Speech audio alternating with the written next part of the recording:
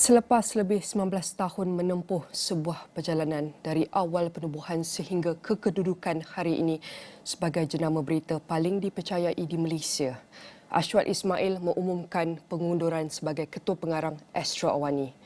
Ashwath merupakan antara individu terawal yang terlibat dalam penubuhan Astro Awani pada 2007 dan sepanjang 5 tahun kebelakangan ini beliau diberi kepercayaan untuk menerajui Astro Awani dalam fasa paling mencabar dan transformatif industri media.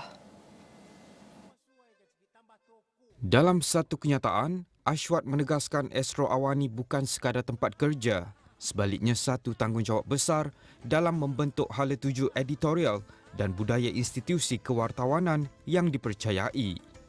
Di bawah kepimpinannya, Astro Awani merekodkan pelbagai pencapaian penting termasuk pengukuhan tabir urus editorial dan etika bilik berita, pemerkasaan model komersial serta transformasi digital merentasi pelbagai platform, selain memposisikan organisasi sebagai rujukan serantau dalam kewartawanan era kecerdasan buatan.